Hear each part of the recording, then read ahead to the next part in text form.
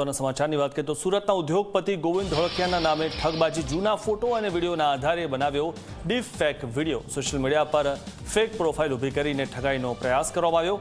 RBI વતી જૂના સિક્કા મોંઘા ભાવે ખરીદવાની અપાઈ લાલચ। ભ્રામક જાહેરાત કરીને ઠગબાજોએ લોકોને ફસાવ્યા હતા જાળમાં। પ્રોસેસિંગ ચાર્જના નામે 1500 રૂપિયા ઓનલાઈન પેમેન્ટ કરવાનો કારસો કરાયો। નિવૃત્ત ડીવાયએસપી આરજી જાડેજાએ ક્રોસ ચેકિંગ કરતા ખુલ્યું કૌભાંડ। શંકાસ્પદ નંબર પર ફોન કરતા સામેથી હિન્દીમાં વાત કરતો હતો વ્યક્તિ। રાજકોટથી બોલતો હોવાનું કહીને ઠગે ઓનલાઈન ચાર્જની માંગ કરી।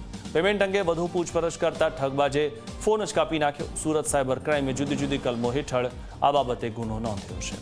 આ વિશે વધુ માહિતી મેળવી અમારા સંવાદદાતા ચેતન પટેલ પાસેથી। ચેતન, જે રીતે આ ઠગબાજી થઈ છે, શું વધુ માહિતી? જી બિલકુલથી સુરતના ઉદ્યોગપતિ અને રાજ્યસભા સાંસદ ગોવિંદભાઈ ધોળકિયાનો એક ડીપફેક વિડીયો બનાવવામાં આવ્યો છે, જેમાં હું ગોવિંદભાઈ ધોળકિયા બોલું છું। કઈ ઠગોનો નવો ખેલ જે છે તે પાર પાડવામાં આવ્યો છે। ખાસ કરીને ગોવિંદભાઈ ધોળકિયાના જૂના જે ફોટોગ્રાફ્સ અને વિડીયોના આધારે જે ફેક જે પ્રોફાઇલ છે તે બનાવીને લોકો સાથે છેતરપિંડીનો પ્રયાસ કરવામાં આવી રહ્યો છે। ઓલ્ડ કોઈન કંપનીના નામે સોશિયલ મીડિયા પર અલગ અલગ જે ફેક આઈડી છે તે બનાવવામાં આવી છે, જેમાં ખાસ કરીને જણાવવામાં આવ્યું છે કે આરબીઆઈ વતી જૂના ચલણી સિક્કાઓ મોંઘા ભાવે ખરીદવાની એક ભ્રામક જે જાહેરાત છે તે જાહેરાત કરવામાં આવી છે। ઠગોએ ગ્રાહકોને સિક્કા ખરીદવાના બહાને જાળમાં ફસાવતા હતા।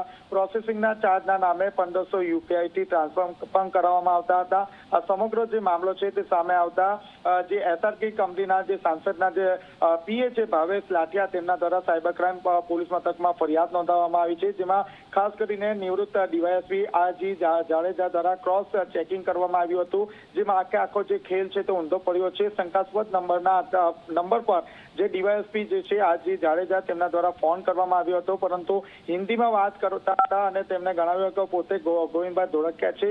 જ્યારે વધુ પૂછપરછ હાથ ધરી ત્યારે જે ઠગ છે તે ઠગ દ્વારા જે ફોન છે તે કાપી નાખવામાં આવ્યો હતો। હાલમાં સાયબર ક્રાઇમ પોલીસે આ સમગ્ર બનાવમાં વધુ તપાસ હાથ ધરી છે। જી, આભાર ચેતન, માહિતી આપવા બદલ।